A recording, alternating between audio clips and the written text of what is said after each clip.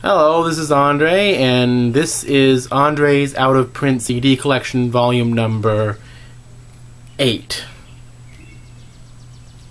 So, I know it's been a while since I made one of these, but over the past couple months, I've collected a couple handfuls of rare and out-of-print CDs. You see them at discount stores and such, and online cheaply.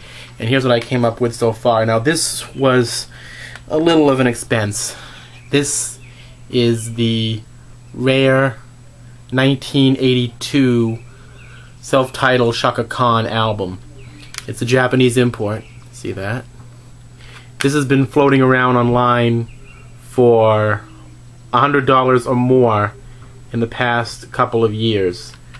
And see, this is the original CD of that.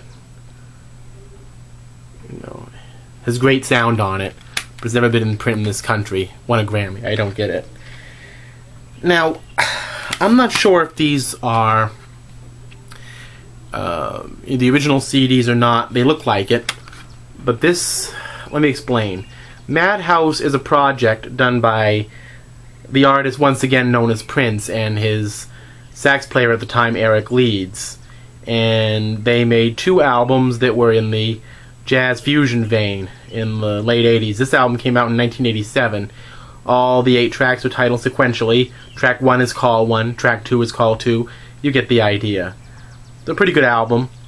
And as you can see when you open it up, it looks real. Sounds real. It doesn't look like a CDR on the other side, but you never know what's on eBay. And I also got the second volume of the Madhouse collection. It's called 16. This came out a year later in 1988 and was the last of the release projects they did. And I love the album covers on them. They were quite a little find.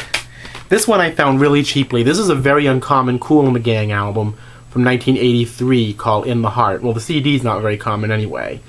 This album actually had a couple big hits, one of which I think you all know of is Joanna. And there's also a song on it called Tonight, which is excellent. There's a lot of good cuts on here, and I think this album gets a little ignored. This is an album that is not that old, but it's still went out of print by a band called Hiroshima. And it's called Between Black and White. They're a pretty good kind of,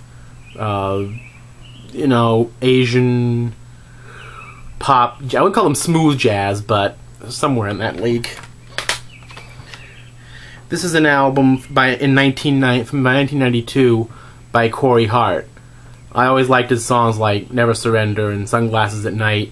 And I know a lot of guys from that era who made albums in the 90s were a little bit slim pickings, but I figured this might be interesting.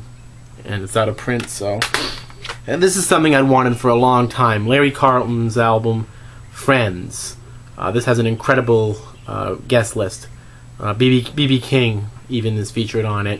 It's one of his best albums of the 80s, and I found it for a fairly decent price online. And I'm very glad to have this now. It's one of my favorites. This is Kenny Loggins. This is his second solo album, actually, following up Celebrate Me Home. It's one of his few albums that's currently not in print domestically. I think it's part of a 2-for import thing. It's called Night Watch.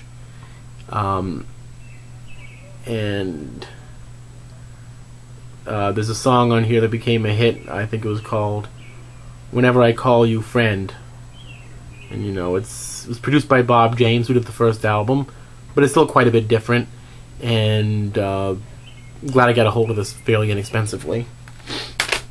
Now this is the 1990 edition of Hall & Oates' album Bigger Than the Both of Us. I think it's like their 7th album. And there's a song on it called Rich Girl that became a big hit. This recently came back into print.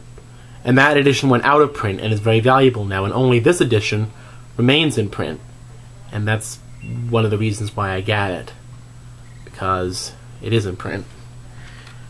Out of print, actually. And it's a great album, by the way. One of their best of the 70s. Just let everybody know. Very Philly soul influenced. This is a George Thorogood album I actually picked up used at a video store. It's called Born to Be Bad. And it had a hit on it called You Talk Too Much. It's also a pretty good album. I haven't really listened to it yet, but I know a lot of the songs. Well, that's it for my used and rare CD collection. As you can see, my musical interests are still as eclectic as they always were. And that's all she wrote for now.